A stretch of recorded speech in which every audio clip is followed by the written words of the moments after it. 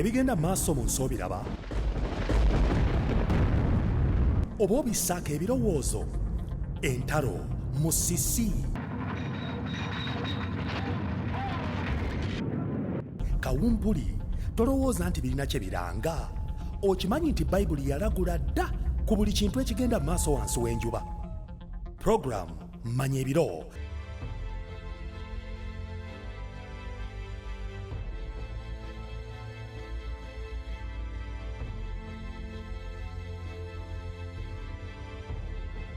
teweetaaga kugisubwa tuula tuyige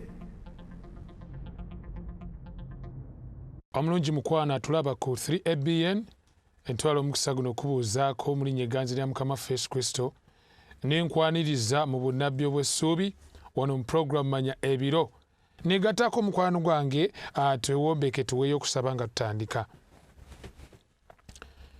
Katonda omuyinza w'ebintu byonna mpaayo omutima gwange gy'oli ne nkusaba ompa amaanyi ge neetaaga okusobola okwogera obubaka buno n'obuvumu. Nsaba omwoyo omutukuvu ambeere mu byonna era mukama omuyinza w'ebintu byonna situla ebirowoozo byange essaawa zino byegatte wamu naawe eyo ku ntebe ey'okusaasira so nga n'abali mu kulaba essaawa zino mukwano gwange ali mu kunoonya amazima ekisa kyo nsaba kimubeereko. Ali mu kulaba essaawa zino nsaba omuwa omwoyo omutukuvu okuluŋŋamya ebirowoozo bye okumuyigiriza okumulumiriza n'okumuyamba okumalirira otambula mu kkubo lyo eggolokofu. Neyanza nnyo mukama wange kubanga okusaba kuno okuwulidde ate era okwanukudde nga bwe wasuubiza mu linnya lya Yesu mukama waffe mwe tusabidde amiina. Weebale nnyo mukwano weebalire ddala kati tusimbudde n'ekyokuyiga kyaffe eky'olwaleero kigamba nti Yesu ajja weetegese oba Yesu alijja atya. Kati nno sigenda genda wala nnyo nze kantandikire mu byafaayo. Ennaku z'omwezi lumu omwezi ogwa Novemba omwaka 1755 musisi yagoya Lisbon e Portugal ku ssaawa 3:4 ez'okunkya yali atandise okubagoya. Era kino ensi ekyakijjukira nnyo kubanga ekibuga kino eky'omwalo ekya Lisbon mu Portugal abantu abatakka wansi wa 60,000 be bajjukira okufa mu ssaawa 6 zokka.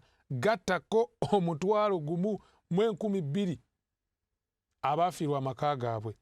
Ono muno omusi yali w'amaanyi kubanga luno lumu Novemba lwali lunaku lw'abatukuvu mu nsi yonna. Kati bambi namungi w'abasinza yali yeekulumulidde mu masinzizo era bangi baakosebwa nga kugasse ne bannaddiini abamu baavaawo n'ebisago.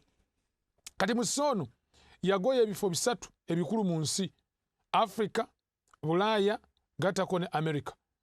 Yes, kigambibwa nti yaleeta tsunami eyalina obuwanvu bwa fuuti 2 nga yatwaliramu ebifo mu Martinique mu nnyanja ya Caribbean ebugwanjuba mayiro 3,709 kumanya ng'ono musito mita wa muzannyo. Alipoota zaafuluma kukosa kwa musoono mu kibuga Algiers ekikulu ekya Algeria n'ebuvanjuba mayiro nga 685 oba kilomita 1,110. Gattako Cadiz kati tumanyi nga Real Madrid ekibuga kya Spain ekikulu mu biseera ebyo. Ono musisi mu butuufu wamma ddala yali w'amaanyi yakosa ebifo bingi mu nsi yonna naye gye yasinga okosa yali Lisbon mu Portugal ekibuga kino ekyokumwalo. Kyova olaba ajjukirwa nnyo nga Lisbon earthquake nti emiriro gyakwata amazzi ne ganjaala abantu abatakka wansi wa 9,000 beddu be balusuulamu akaba. As a result eya musisi eyahitinga mu mwaka ogwo gwa 1755. Kati ebibamba bizze bibeerawo. Musisi agoyeza enkuyanja y'abantu mu nsi yonna abaavu n'abagagga. Era wano e Uganda musisi atunuza bangi ebikalu. Naddala mu mwaka gwa 2011 yagoya nnyo. Ab'ekiryandongo bamujjukira nnyo ng'abagoya. Kale nno twebuuza ebibuuzo eby'enjawulo nga bino wammanga. nti ebibamba ebizze bibaawo ne gye buli eno bitegeeza ki gye tuli? Ansa Yesu yagituwa mangu. Yaga nti n'ebigambo ebyo bwe bitanulanga okubaawo muntunulanga waggulu muyimusanga emitwe gyammwe kubanga okununulibwa kwammwe kunaatera okutuuka. What do these things mean? Ebibambanga bino ebizze bibeerawo tuwulira entalo n'ebiringa ebyo. What do they mean? Bitegeeza ekintu kimu. Enkomerero y'ensi eri kumpi okutuuka. Era okudda kwa Yesu Kristo kusemberedde ddala okukira bw'olowooza. Ate nga nange nkikiriza. Katusooke tukolemu statistics katono nnyo wano ketunaba kweyongerayo. Emyaka 2000 egyasooka okuva ku Adamu okutuuka ku Ibulayimu. Yes, from Adam up to Abraham. Okuva ku Ibulayimu otuuka ku Yesu weyongerayo emyaka emirala 2000. Kati bambi osaasira abazze balowooza nti bw'olyawo okuva ku Yesu okutuuka eno gye tuli emyaka datise era nagyo 2000 yandibadde yakomawo dda wadde tannadda. Naye bw'otunuulira this range of thousands of years ezizze zibaawo tuvudde ku Adamu tutuse ku Abraham emyaka giigyo 2000, ate ku Ibulayimu tutuse ku Yesu Kristo emyaka 2000, ate ku Yesu Kristo tuzze eno gye tuli wuno tuyingidde emyaka 2000 emirala. In fact we are in 21st century. Kituleetera okwongera okukikkiriza Bayibuli kyeyogerako nti ebiseera bye tulimu bya nkomerero. Era ojja kulaba nti even signs of the end zeeyongera bweyongeza amaanyi. In fact oli alibuze ekibuuzo nti mpayo ku bunnabbi wa Bayibuli obujulira nti okudda kwa Yesu kusembedde. Bayibuli egenda kuwa bwino agenda okwewuunyisa oba okuwuniikiriza. Leka nkuwe ekyonayangu okutegeera amangu okusooka. Daniel sura 12 olunyiriro lwokuna mukwano gwange atulaba. Bayibuli ega nti mu kiseera eky'enkomerero n'okumanya kulyongera. Ayaweya nti amagezi geeyongedde nnyo naddala mu kisaawe kya saayansi. Technological advancement. Leero amasimu ge tukwata n'engoye ze twambala, engeri gye twogera, kati ebyuma nga bino ebya televisioni nange ne ntunulako mu kamera. Bino byonna biranga ki? Nti ebiseera bye tulimu bya nkomerero. Ku lwaki? Bayibuli egamba nti mu kiseera eky'enkomerero okumanya kugenda kweyongera. And for your information okumanya kugenda kweyongera ne mu byawandiikibwa nga bwe tugenda ozuula mu maaso awo. So all this teach you what? Enkomerero esembedde nnyo okusinga bwe twali tukirowoozeza. Akabonero akalala akongera otulaga nti ebiseera bino bye tulimu bya nkomerero kubikula essula 6 olunyolo 12 nga lwogera ku kiseera eky'enkomerero. By the way, wano omusajja gwe bayita Yokaana ali mu kulaba kituyita akagomba ak'omukaaga, 6th trumpet ali mu kuwulira. Era muko bino byalaba wammanga n'endaba ne waba ekikankano kinene, enjuba n'eddugala ng'olugoye olw'ebyoya, n'omwezi gwonna ne guba ng'omusaayi. Era ye n'omusajja omulala ow'erinnya gwe bayita Yoweri, ono naye yali nnabbi, essula 2:31 agamba bw'ati: enjuba erifuuka kizikiza, n'omwezi okuba omusaayi, olunaku lwa Mukama olukulu era olw'entiisa nga terunnajja. Ebyewuunyisa ku ggulu, enjuba okukwata ekizikiza, n'omwezi okufuuka omusaayi, nga mu mwaka ogwa 1780 Maayi nga 19 naddala mu ggwanga lya Amerika emmunyeenye okugwa 1833 Novemba 13 Matayo 24:21 kyebayogerako. Bino byonna byongera kutujjukiza ki? Nti ebiseera bye tulimu bya nkomerero. The end of all things has come. Enkomerero ey'ebintu byonna ezze. Matayo 24 olunyolo 11 n'olwa Yesu Kristo ayongerako obubonero obulala bwe buliwa, agamba nti ne bannabbi bangi ab'obulimba balijja era balikyamya bangi. Ne bannabbi ab'obulimba nabo balikola obubonero obukulu n'ebyamagero. Ayaweya my friend, nti Yesu yalagula nga tannadda bannabbi b'obulimba balisituka era balikyamya bangi nga bakozesa obubonero n'ebyamagero. Ono mwaka ogwa 2000 tujjukira omusajja ayitibwa Kiweetere n'omukazi gwe bayitanga Kuredonia mwerinde. Baali wamu ne bamatiza abantu bayingire mu kanisa ekanungu era ne bakumako omuliro abantu abatakka wansi wa 600. In fact, I remember statistics zali specific aziraga 670 n'okusoba. Basaanawo kyekyo abasaanya omuliro ani yali abamatiza nabbi w'obulimba. By the way, yalina omugendo nga guyitibwa Restoration of 10 Commandments. Nga kungulu olowooza mu Kristaayo naye nga munda musege ogusikula. By the way, Yesu yalabula n'agamba nti mwekuume nnyo bannabbi b'obulimba. Bannabbi b'obulimba mubeekuume. Bajja bambadde ekyambalo ky'endiga kungulu naye nga munda muli gy'emisege egisikula. So be careful. Bannabbi b'obulimba basobola okubuzaabuza era akabonero akalaga nti Yesu Kristo ali kumpi kudda.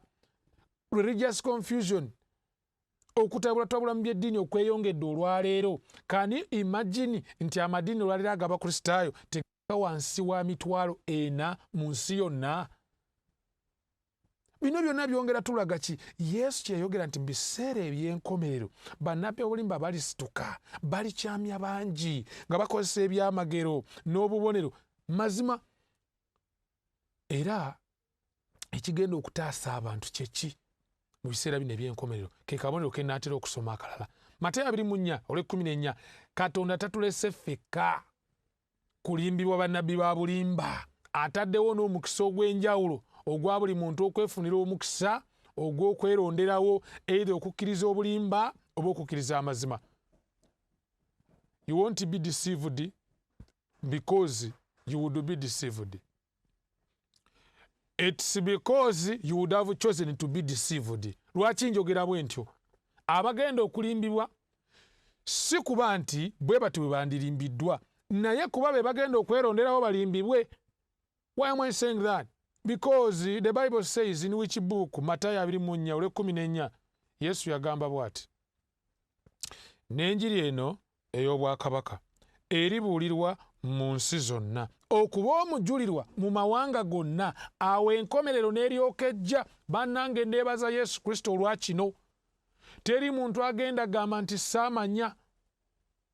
Enjiri egenda kubuulirwa ku mateleviisa, ku mareediyo, mu makanisa, ku public places. Enjiri egenda kugendayo yonna ng'ebuulirwa erabula abantu. Let me tell you something. The gospel is going around the world. By the time I'm speaking this, the prophecy is coming to fulfillment. Wenjogerera bino ate sinze nzeka. There are a number of people, bino byendiko nze Yonasaani waabwe n'akayingira byanjiri, naye abasajja Katonda abakozesezza omulimu tanti men babulidde enjiri ate bakyali kugibuulira mu nsi yonna. The world is being covered with the gospel of the kingdom. Kitabo kyakubikula essula 14 olunyiriri olw'omukaaga otuukira ku lunyiriri olw'12 lwogera ku njiri eno ey'obwakabaka, enjiri y'emirembe n'emirembe ebuulirwa ku nsi na buli kika na buli ggwanga n'ekika n'olulimi n'abantu. Malayika asooka ayogera n'eddoboozi ddene nti mutye Katonda, mumuwe ekitiibwa kubanga ekiseera ky'omusango gwe kituuse. Mumusinze yakola eggulu n'ensi, ennyanja n'ensolo z'amazzi. Ne malayika omulala n'abagobera ng'ayogera n'eddoboozi ng'ayogera nti Babuloni kigudde, kigudde, kubanga kyanywesa amawanga gonna ku mwenge gw'obusungu bw'obwenzi bwakyo. Owokusatu n'alyoka agamba nti omuntu yenna bw'asinza ensolo n'ekifaananyi kyayo n'aweebwa enkovu ku kyenyi kye oba ku mukono gwe, oyo agenda kunywa ku busungu obwa Katonda obufukiddwa obutatabuddwamu mu kikompe eky'obusungu bwe, era agenda kubonaabona n'omuliro, yes, fire and brimstone, omuliro n'ekibiriiti mu maaso g'abamalayika abatukuvu ne mu maaso ga Katonda. Naye njala okwebaza Katonda nti mu kubuulira enjiri eno bw'osoma olunyiriri olw'12 mu kitabo kyakubikulirwa lugamba nti wano we wali okugumikisa kw'abatukuvu abakwata ebiragiro bya Katonda n'okukkiriza kwa Yesu Kristo. So we are so happy in the last days there is going to be people, abantu abagenda okuyimirira on the Bible and the Bible alone, abagenda otwala enjiri mu nsi yonna nga bakkiriza mu Yesu Kristo nti olw'ekisa kye basobola okutambulira mu butuukirivu obw'amateeka ge, abatagenda kudibya tteeka lya Katonda, abagenda okulisitula in the last days. So kana akabonero kakulu okwenyinyitira kw'okubunyisa enjiri ey'obwakabaka obw'omu ggulu. Olaba n'empapula z'amawulire gye buvuddeko awo nga ziwandiika ku bintu nga omulabe wa Kristo y'ani, and among other things olaba ng'enjiri egenda ebuna. Tuli mu biseera bya nkomerero. Question ebuuzibwa yeeno, okudda kwa Yesu Kristo ku nsi kukakafu? Jjawo akabuuzo oteekewo akasirisa, kubanga Yesu yennyini yayogera. Nomanyi Yesu bw'ayogera, I don't debate when Jesus has said. Yokaana 14 olunya olusooka okutuuka ku lwokusatu, Yesu agamba nti emitima gyammwe tegiraliikiriranga, ndikomawo nate. I will come again. Jesus said, I will come again. Yagamba atya, mukirize Katonda nange munzikirize, mu nnyumba ya kitange mulimu bingi eby'okubeeramu. Singa tekiri bwe kityo nandibagambye, naye obanga ngenda okubateekerateekera ekifo, ndikomawo nate ne mbatwala gye ndi, eyo gye ndi nammwe mubeereeyo. Kati Pawulo naye n'alyoka asoosowaza ensonga eno ng'awandiikira Tito, omu ku babulizi b'enjiri. Tito essula 2:13, Pawulo agamba bw'ati, nga tulindirira essuubi ery'omukisa n'okulabika kw'ekitiibwa kya Katonda omukulu era omulokozi waffe Yesu Kristo. Kambeeko kye ŋŋamba, okimanyi mukwano nti emirundi egitakka wansi wa 25 Bayibuli eyogera ku kudda kwa Yesu omulundi ogwokubiri, ng'eyongera okikakasa. This is the blessed hope for Christian. We have been waiting for the coming of Jesus. We want to see Jesus, to touch him, tubeere naye emirembe gyonna. Era ojja kwesanga nti nyiriza Bayibuli one to another ezitakka wansi wa 25 zoogera ku kudda kwa Yesu Kristo omulundi ogwokubiri. Kikakafu nnyo nti Yesu akomawo ku nsi n'okusinga mukwano bwe wandikirowoozezza.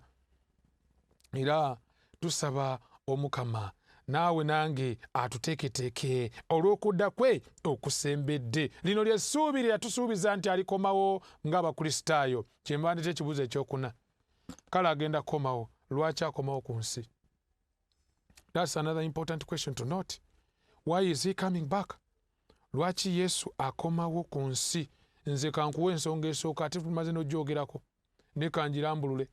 Yokaana 14 olusooka otuuka ku lwokusatu, emitima gyammwe tegiraliikiriranga, ndikomawo nate. Christ is coming back okutuukiriza ekigambo kye. Kye yasuubiza. Tewali Yesu kye yasuubiza kyatagenda kutuukiriza. Abantu batusuubiza, bannabyabufuzi batusuubiza, n'abasuubiza eggulu ku nsi, n'abagamba ngenda bakolera enguudo, mwe abalimi ngenda kubuga ebintu byammwe bigenda kuba bya bbeeyi, mwe mugenda okwegerera akatale kammwe, kwegamba buli omu munnange ojja kusobola okuseera byonna by'olina. Nkugambye bannabyabufuzi basuubiza. Naye bye basuubiza munnange ebimu ngenzijjukira obulungi ennyo Saala agendayo naye yagenda n'atusuubiza ddaamu. Ne omukyalo oyo bw'aba ndaba yenenye nga teyenenyanga, kuba yatusuubiza mu kisanja ekyasooka ddaamu n'atagituwa. Najja mu kyokubiri n'apimawo bwe banaateeka ddaamu, yatuuka vaako nga tatuwadde ddaamu. Ne Kristo kubanga ye kyasuubiza kituukirira. Bw'agamba nti akkiriza n'abatizibwa alirokoka kiba, bw'agamba nti ajja gye ndi ajja kufuna emirembe ogifuna. Mulitegeera amazima gali bafuula baddembe, ofuuka waddembe. But moso yasuubiza nti ndikomawo, era mu kudda kwe nga bwe yakisuubiza agenda kituukiriza. Yemu ku nsonga lwaki akomawo. Kankuwa eyokubiri lwaki Yesu akomawo. Bayibuli egamba mu Bakolinso, mu Basesalonika ekisooka essula 4, baluwa esooka ey'Abasesalonika essula 4:16, nti n'abo abaafiira mu Kristo be balisooka okuzuukira. Ekyokubiri Yesu ekimukomyawo, akomawo okuzuukiza abafu abatuukirivu. Manyi Pawulo yagamba nti Mukama waffe yennyini aliko okuva mu ggulu n'okwogerera waggulu n'ekkondeere lya Katonda, wonderful, n'ekkondeere lya Katonda n'eddoboozi ya malayika omukulu, n'abo bonna abafiira mu Kristo be bagenda osooka okuzuukira. Jesus Christ is coming back okuzuukiza bonna abatuukirivu abali mu ntaana. Maama baluddeyo nnyo, kye kiseera baveeyo. Twabalindirira obwedda, twabamiisinga obwedda. Era bw'osoma nga tweyongera okutunulira Bayibuli, eno y'emu ku nsonga enkulu ekyatubobbya omutwe bannange abaatuva ku maaso. Njala okuzzaamu essuubi, bw'obanga yafiira mu Kristo, there is hope. Bonna abafiira mu Kristo bagenda kuzuukira. Emu ku nsonga ekomyawo Yesu Kristo, naye n'ekiro ekimukomyawo Yesu kwe kulamula ensi. Wanyi olwaliro bannaye amacati mangi ate nga gali mu linnya ery'eddiini, obufere bungi, ebikwangala bingi mu linnya ery'eddiini. Oyinza n'okuzibwalira okwawula embuzi ku ndiga. Kivula Amatayo 25 olwa 32 n'olwa 33. Yesu agamba nti n'amawanga gonna gali kuŋŋaanyizibwa mu maaso ge, naye alibayawulamu ng'omusumba bw'ayawulamu endiga n'embuzi. Endiga aliziteeka ku mukono gwe ogwa ddyo, naye embuzi ku mukono gwe ogwa kkono. Kristo akomawo okulamula ensi. By the way, Yesu agenda sanga ebibiina bina. Bw'akomawo ebibiina bino bina, ku buli kibiina waliwo ekibaawo ng'akomyewo. Abafu abatuukirivu bagenda kuzuukira, abalamu abatuukirivu bagenda kufuusibwa. What's amazing nti nze ayogera bino nawe mukwano gwange ndaba bwe tunabeera ekitundu ku balamu abatuukirivu nga Yesu Kristo akomyewo. One of the important things ebigenda okubaawo bye bino nti agenda kuwaanyisa emibiri gyaffe, tugibweko omubiri guno ogufa, oguvunda, ogukaddiwa, ogulwala. Atuwa omubiri nga tegufa, teguvunda, tegukaddiwa, tegulwala. Atwale mu nsi etagenda kuba muntu n'omu agamba nti ndi mulwadde. Kale nno ebyo bigenda tuuka kwabo abalamu abatuukirivu n'abafu abatuukirivu, era abafu bava mu ntaana nga bambadde omubiri ogw'ekitiibwa, ogutafa, ogutakaddiwa, ogutavunda, ogutalwala. Gwe mubiri ogwo Yesu Kristo gwe yalina ng'azuukidde. Ababi abafu kye kibatuukako, of course bajja sigala mu ntaana. Ababi abalamu embeera ejja kubatuukako. Bayibuli egyogerako wano mu kubikkulirwa ensula 6:14-17 kwegamba Yesu waddira bagenda okusanga nga balamu naye ng'ate bajeemu. Bayibuli egamba nti bagenda kugamba ensozi n'amayinja nti mutugweko, mutukise mu maaso g'oyo atudde ku ntebe ne mu busungu bw'omwana gw'endiga. The truth is, here is no peace to someone who is continuing in transgression of God's law. Omuntu agenda maaso n'okumenya etteeka lya Katonda teri mirembe njoli nga Yesu akomyewo omulundi ogwokubiri. Era kati abali b'enguzi, bana babbi b'ettaka, bannakyemalira, bamusibira mu bbwa, abo bonna abo bana basula mabaala, ngamba bano bamalaaya. Omuntu bw'ateenenya, ekyamazima kiri nti bano banjagala kunsuuta, ayagala bigambo bya simusi.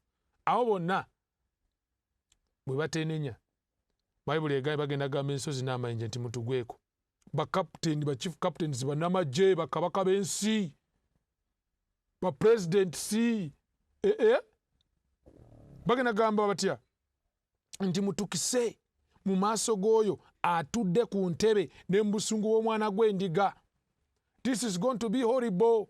Tugenda kulamula ensi. Yesu Kristo bw'akomawo tugenda kwawula endiga mu mbuzi, abamu ku mukono ogwa ddyo ezo ndiga, abalala ku mukono ogwa kkono ezo ki z'embuzi. Kama atusaasire, mukwano gwange atulaba, tumalirire okuyimirira ku lwa Kristo. Bw'anaakomawo fo kyotugamba nti mudde eri ku mukono ogwa kkono, atugambe nti muyingire mu ssanyu lya Mukama waffe. Naye nga ebyo tumaze okubyetegereza, lwaki Yesu akomawo? Waliwo ekibuuzo ekirala ekikulu. Waliwo okulabula Bayibuli kwewa ku mulimu gwa Sitaani ogw'obulimba ku kujja kwa Kristo omulundi ogwokubiri. One of the important things I've noted in Christian life is this. Ku buli kintu Katonda kye yayogera mu Bayibuli eky'amazima, kye yayogera mu Bayibuli, buli kigambo kya Katonda, ku buli mazima aga Katonda, Sitaani alinako ekicupuli. olaba n'okudda kwa Kristo nakwagenda kucupula. Kyokka bannange neebaza Katonda olw'ekigambo kye Bayibuli, kuba nanditegedde ntya. Osoma Abakolinso bbaluwa essula 11:14, Bayibuli egamba nti so si kyamagero, kubanga ne Sitaani yeefaananya nga malayika ow'omusana. He appears not as an agile monster but as an angel of light. Nga malayika ow'omusana. Omanyi abantu balina vague understanding ku Sitaani. Batera olengera bino bigundi bibafometi nga balengera ekibuzi kiri awo n'amatu n'amayembe, manya kikutte fooko mu kyekiringa kye kitabula geyeena mboyo Sitaani. Bayibuli eyogera ku Sitaani nekugamba nti was perfect in beauty, full of wisdom, gwe gweyagala ofaananya bafometi, kubuzaabuza nsi, naye amazima gali nti oli asobola okulabikira mu kifaananyi kya malayika ow'omusana n'otamutegeera nti Sitaani. Era Kristo olw'okuba bino abimanyi kyeyavaawo okulabula okw'amaanyi. Matayo essula 24 kunyira olwabirimu 7 ng'ayogera ku bulimba Sitaani bw'agenda okubanga akola. Ayogera ku bulimba Sitaani bw'agenda okukola mu biseera by'enkomerero bwe buliwa. Yesu alabula. Omuntu bw'abagambanga nti laba Kristo ali wano oba nti wano, temukkirizanga, kubanga walijja bakristo ab'obulimba ne bannabbi ab'obulimba, nabo balikola obubonero obukulu n'ebyamagero. Yesu agamba, laba mbalabudde. Kale bwe babagambanga nti laba ali mu ddungu, temukkirizanga, temufulumanga, laba ali mu bisenge munda, temukkirizanga. Lwaki? Kubanga ng'okumyansa bwe kuva ebuvanjuba ne kulabikira ebugwanjuba, bwe kutyo bwe kuliba okujja kw'Omwana w'Omuntu. That's how it's going to be. Ansooke nkulaga obulimba buno. 1. Ekicupuli, bakristo b'obulimba ne Sitaani yennyini omumwajo mwagenda okulabikira. Ekyokubiri ekifo, nti Yesu agenda kulabikira wano oba wali. Ebyo Sitaani agenda bibuzaabuza. Engeri y'okujja agenda buzaabuza abantu nti Yesu agenda kujja mu ngeri ya kyama. Era ojja kulaba ku TV olumu ng'amawulire galabise gavudde gaga nti Kristo akomyewo. Era munange bw'onaaba amazima tewagayiga nga batwalaganya ti Kristo akomyewo, alabikeko mu zesaaluuni, alabikeko mu malwaliro ng'agenda awonya abalwadde, agenda ajjanjaba bw'ayogera mu nnimi. Oyo nno bannange Sitaani Yesu w'ekicupuli ng'ajja kuba muka, ajja kwogera ebigambo ebyekisa, gracious words, zaalyoka casting a diamond zazigobe. Yesu mbw'akomyewo, olwo nno bannamawulire balyoke bamwetooloole. Yesu agambye atya ow'amazima mu 23 agambye nti babagambanga nti Kristo ali wano oba nti wano, temukkirizanga. Obalaba nti ali mu ddungu, temufulumanga. Olaba nti ali mu bisenge munda, temukkiriza. Ali mu bisenge munda, temugendayo, temufuluma. Kulwaki? There is going to be a deception about it's a doctrine, by the way. In Christian Protestants have it. Egamba etya? Mbu Jesus is going to come secretly to rapture the righteous. Mbu abatuukirivu batwalibwe mu kyama. Kale njagala wetegereze wano mukwano gwange atulaba. You need to be very careful. Yesu yakirabula dda. Mbwe batandika ng'obayigiriza mbu ŋŋenda kujja mu kyama nkwakula abatuukirivu, obwo bufere. Sitaani agenda kulimba nnyo. Ate alimba abakristaayo. Oba oli awayinza okulabikako ewa e Yerusaalemi anti ye wali eddungu. Nti yalabise kati wane waffe e Buganda twawulirako eno mambuka mu Uganda ku bulongooti gwe mutiye neggulu nempulirako ekalamojja nti Yesu yalabise. Ate eri mu Bulaaya nawulirako e Russia nti yalabise. Kwegamba abakristo b'obulimba tubawuliddeko. Wane Kenya waliwo gwe badipootinga, in fact nga yeeyita Yesu, ng'akyeza n'amazina nga bamukubira ne ku serefi.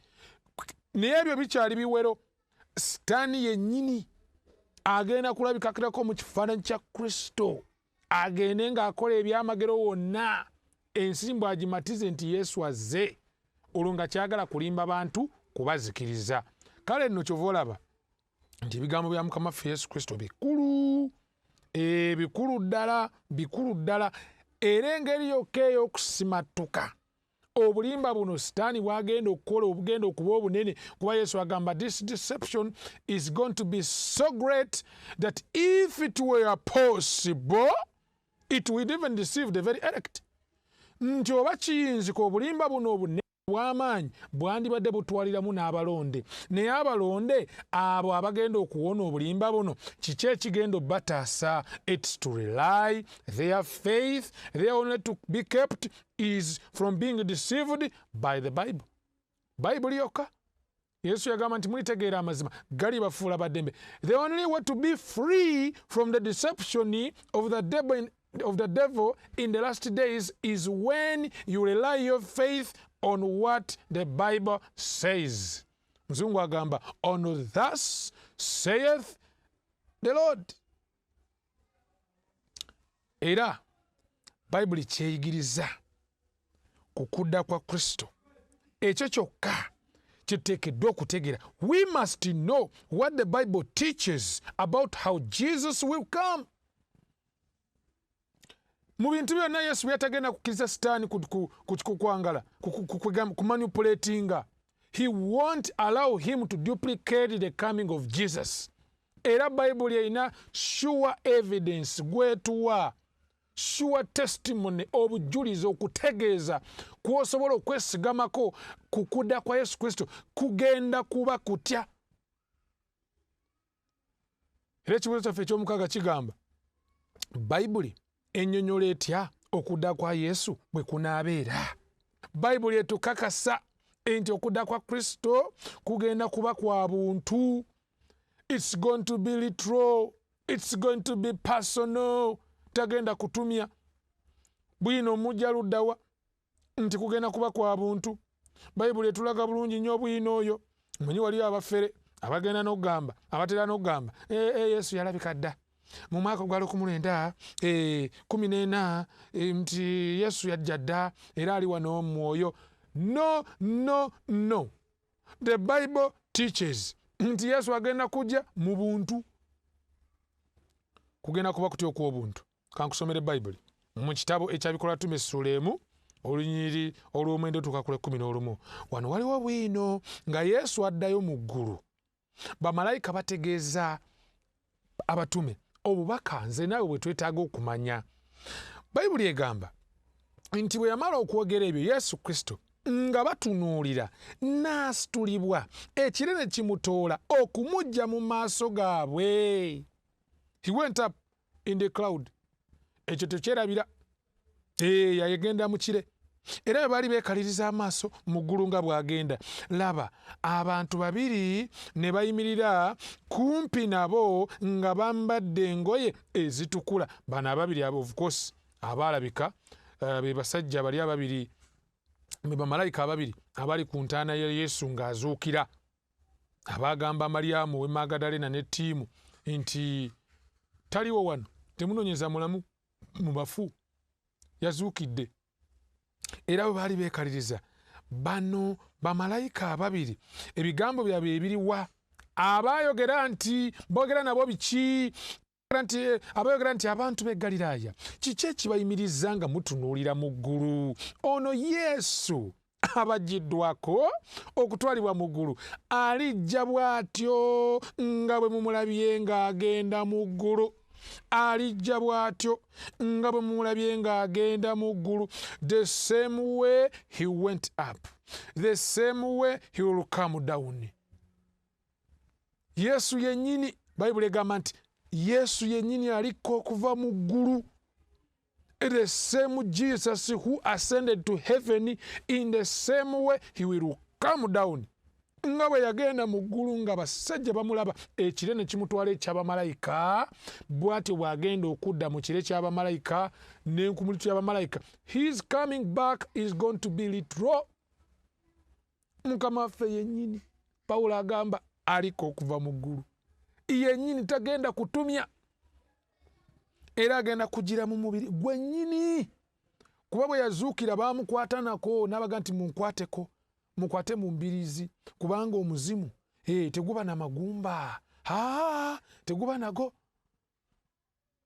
oba guba nago teri amanya Yesu yennyini atuga teguba na magumba spirit yes naga nti nze nina omusaayi nina omubiri Yesu ali literal yennyini nyini tugenda mwerabirako kikyeni mu kunyweza nti okujja kwa Yesu kugenda kuba kwa buntu kirowoozemu katono nga nva ku nsonga eno omusajja bw'abanga awasezza that is omukyala amusasudde ewaabwe agenda kudda kumunona atumya mutumye oba yejjira yennyini nyini yejjira tatumya mukazi we nti bamumuleetere kati oyagala kugamba nti Yesu Kristo kale ye ku musalaba n'asasulira ekkanisa ye abatukuvu abasasulidde ku musalaba n'omusaayi gwe ogw'omuwendo kati ye yatagenda ne bannange kwegamba ye yagenda otumya obutumya oba yagenda okujja mu kyama waba yafa ng'ensi emulaba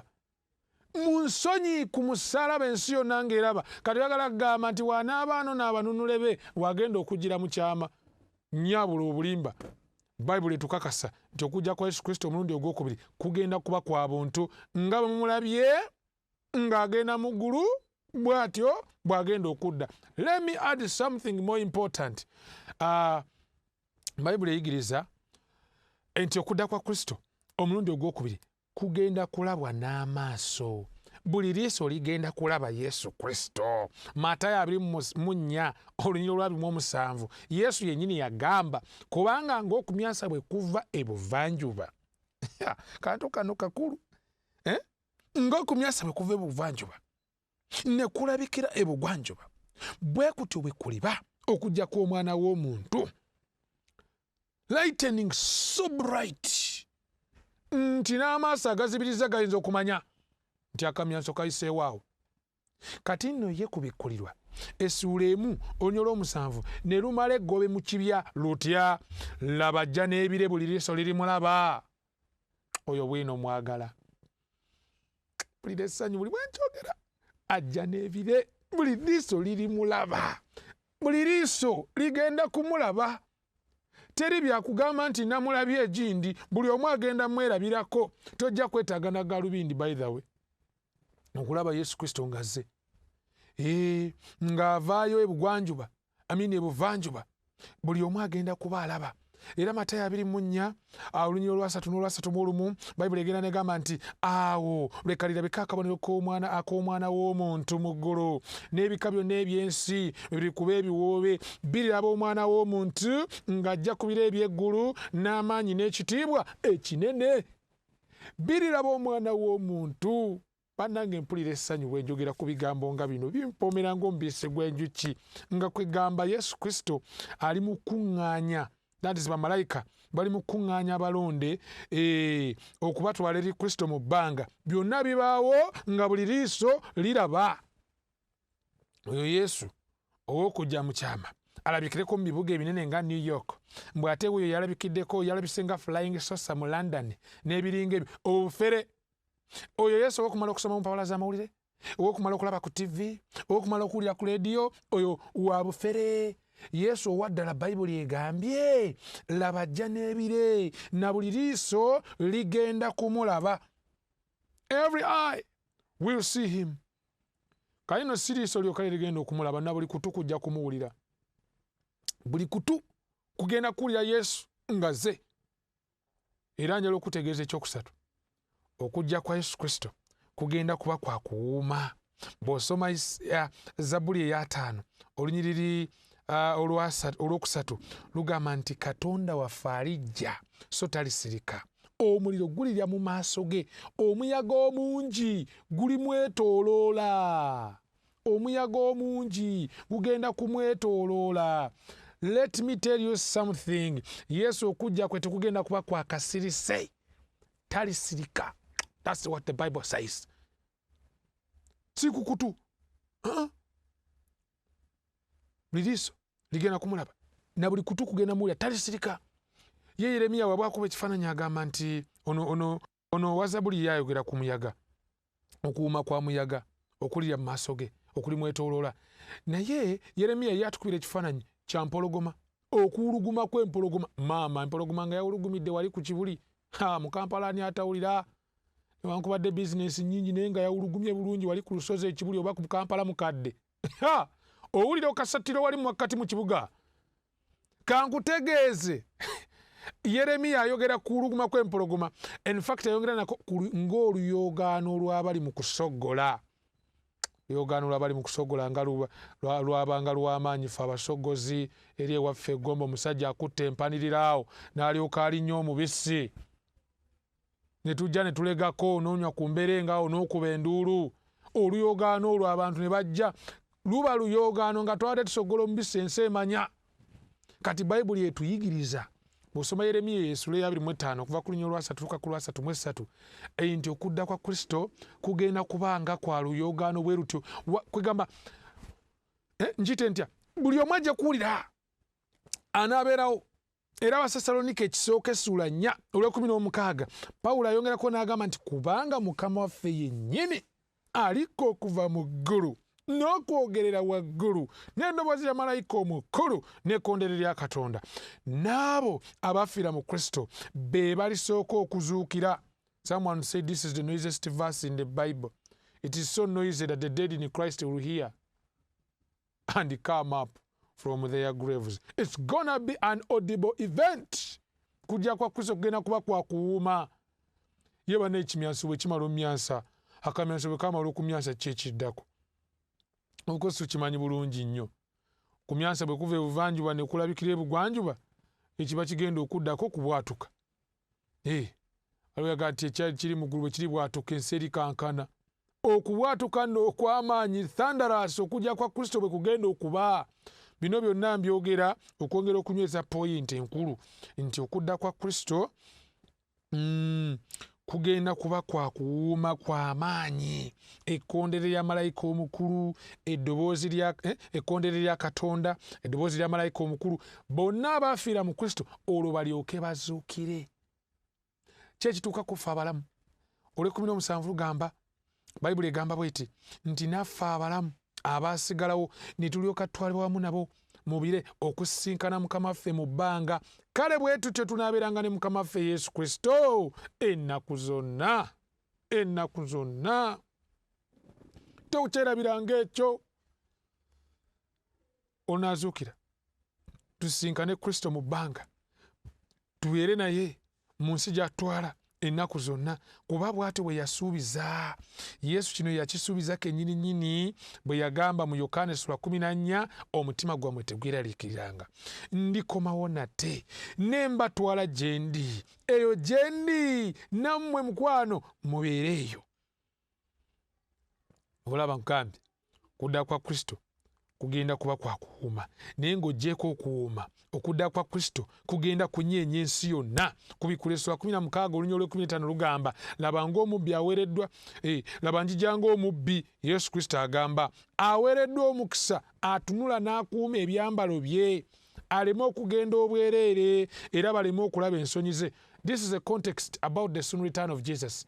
Nga Yesu anaatera okudda just at the 7th giyite ntya 6th to the 7th plague, kibonyobonya eky'omukaaga ku kibonyobonya eky'omusanvu awo. Wano wetusomera bino era gwayo olunya olw'ekumi lugamba lutya ne wabaawo okumyansa n'amaloboozi n'okubwatuka, ne wabaawo ekikankana ekinene nga tekibaakawo kasookedde abantu baba ku nsi. Ekikankana ekinene ekikulu bwe kityo.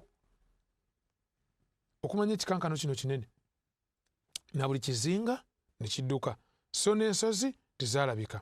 Kitegeeza Bayibuli etuyigiriza bulungi nnyo, etuyambako okukitegeera nti okudda kwa Kristo kugenda kulaka ensi eno nga matongo, ebibuga nga biri wansi, ebibuga ebizimbe by'abasajja bye bazimbidde okumala ebbanga, amataka ge babbye nga genda sigala nga nkoola. Kama yeebazibwa olw'okudda kwa okusembedde. Asalira omusango bambi abaavu, bannamwandu abasalira omusango babbyeko ettaka lyabwe okumala ebbanga. Okudda kwa Kristo kugenda kunyeenya ensi, egenda kuyuuguuma. Naye ate ekirala ekikulu kudda kwa Kristo kyetaaga kwerabira kugenda kuba kwa kitiibwa.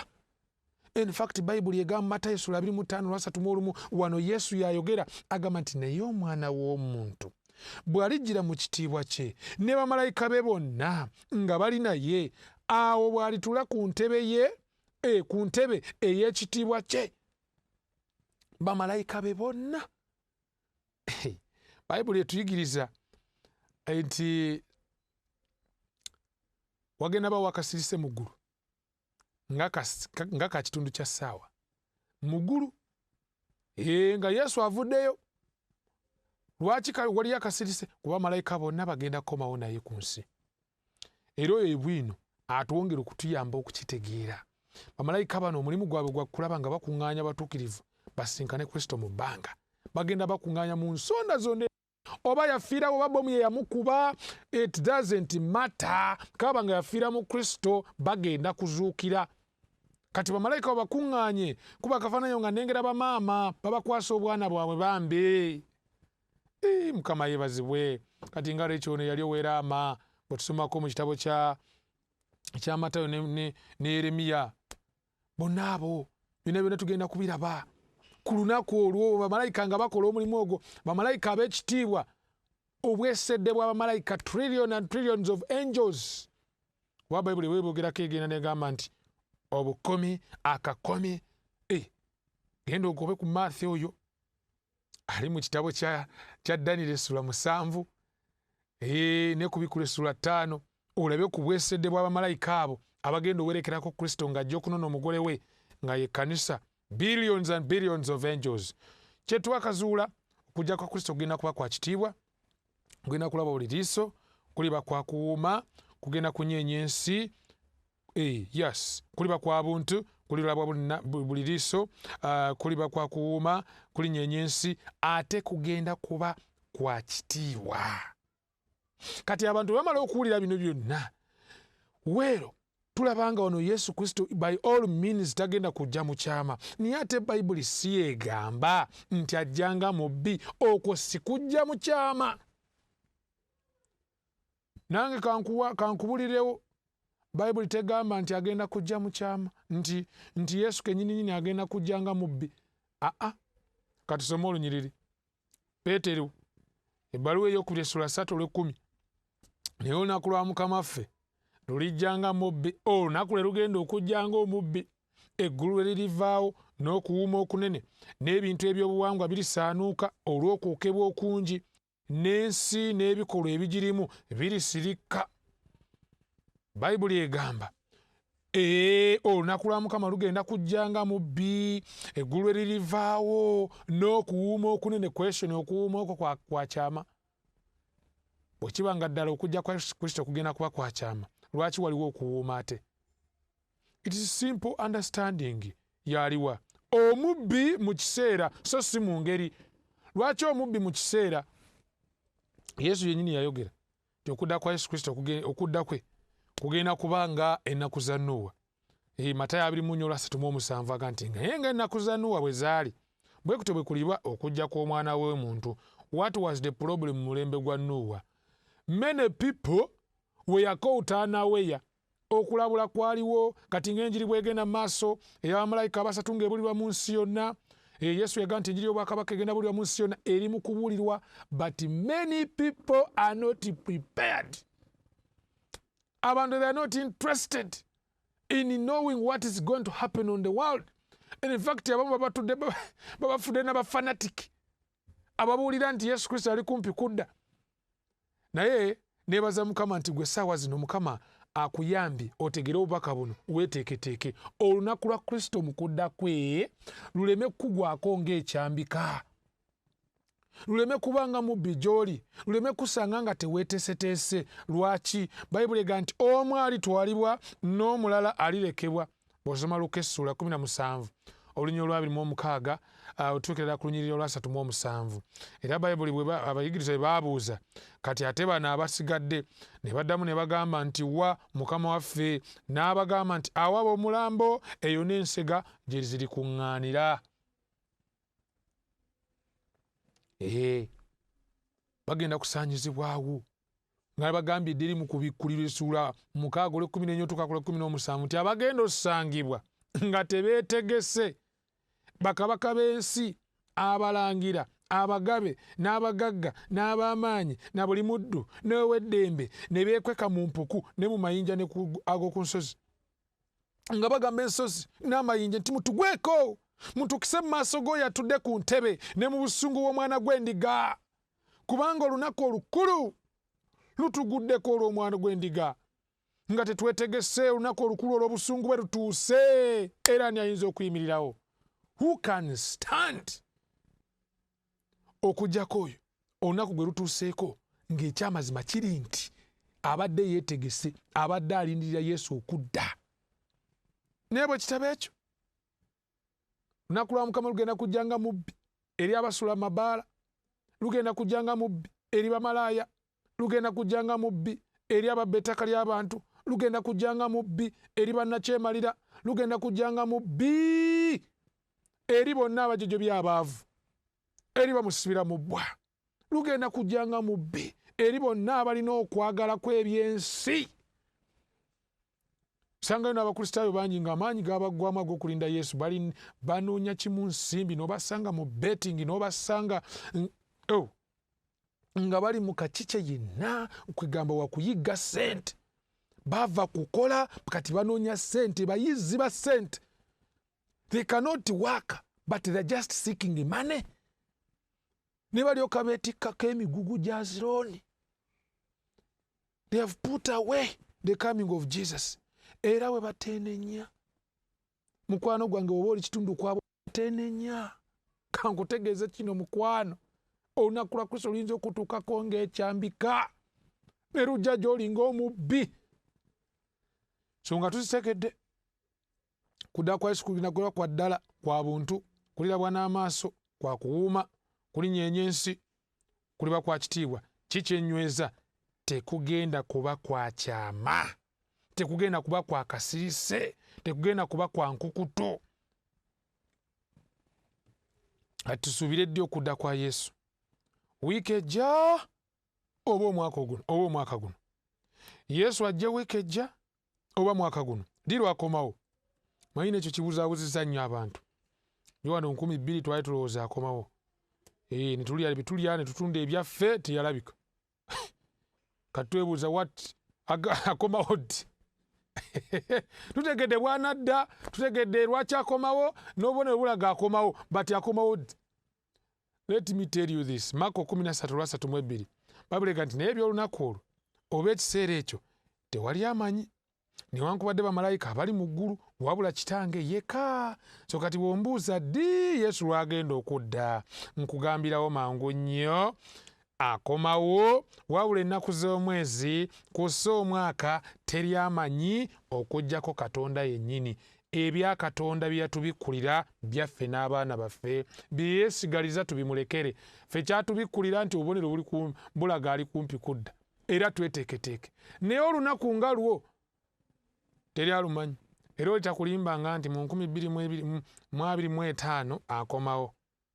Nze bwe nkubyemu akafaananyi, asobola okujja niyara oba asobola okujja mu maaso. Kati gwe kyolina okukola kakasa kuba nti weeteeseteese nti n'okufaana bwe kuba kukulumba kiro kino, you will die in Christ, nti bw'alikomawo obere ku abo abagenda okuzuukira. Era mukwano, nga mpunzika njala okutegeeza nti Mukama waffe Yesu Kristo akomawo, naye ekibuuzo ekinene kigamba ogenda kubeera ku luuyi ki? Yes, ogenda kubeera ku luuyi ki? Yesu anaatera okudda ng'ensozi zitandise okukankana, ng'ebizinga bitandise okubbira. Wonderful. Ng'ebintu byonna bitandise okuba, ensi etandise okunyeenyezebwa, okuyuguma kweyongedde. Abantu bali mu kutunula eri mu east, that is enjuba gy'eva, balengera akala akatono kagenda kagaziwa, balengera omwana w'omuntu atudde ku namulondo aze n'enkumi z'abamalayika, billions of angels, obuwumbi n'obuwumbi bw'abamalayika abafiira mu Kristo bazuukidde. That's okuzuukira tujja kulabako mu maaso awo. Bamaama bali mu kuweebwa obwana bwabwe. This is the time nga Yesu Kristo atwala babe mu ggulu. Question, gwe mukwano gwange ndaba essaawa zino ogenda kubeera ku luuyi ki? On which end? are you going to be?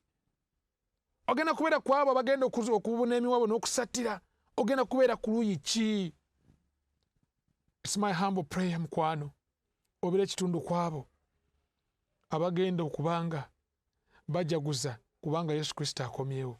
Isaaya 25:8-9 lulaga bulungi nnyo nti bagenda gamba nti ono gwe twalindira obwedda Mukama waffe.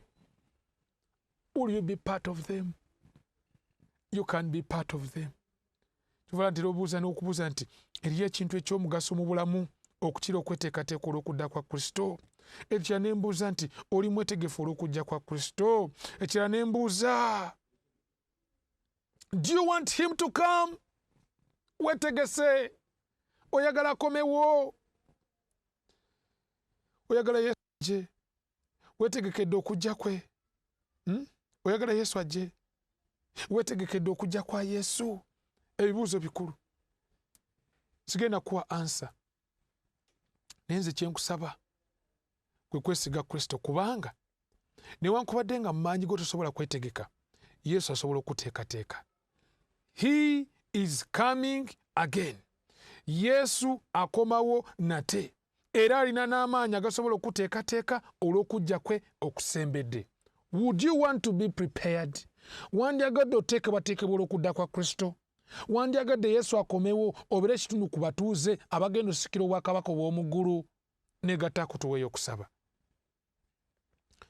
Omuyinza w'ebintu byonna, omuyinza w'ebintu byonna, Katonda waffe omwagalwa, nkwebaza olw'essuubi eddamu ery'okudda kwa Kristo okusembedde.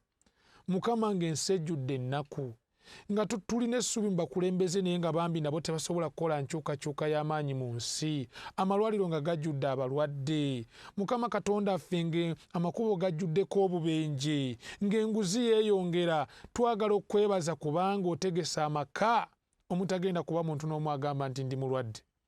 Tukwebaza nti omwana we Yesu Kristo ali kumpi kudda n'okusinga bwe tuyinza okukifumiitiriza. Kyenva nsaba, nzayogedde obubaka buno ne mukwano gwange alaba essaawa zino, otuyamba otuteeketeeke olw'okudda kwa Kristo okusembedde.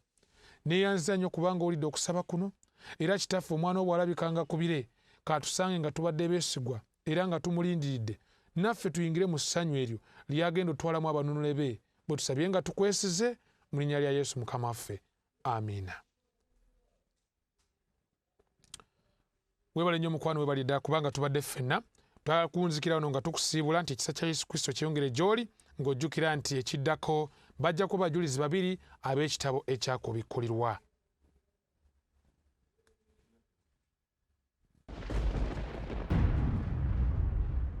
Ebigenda maaso mu nsi obiraba oba obissaako ebirowoozo, entalo, musisi, kawumpuli, tolowooza nti birina kye biranga? Okimanyi nti Bayibuli yalagula dda ku buli kintu ekigenda maaso wansi w'enjuba. Program Manya ebiro teweetaaga kugisubwa.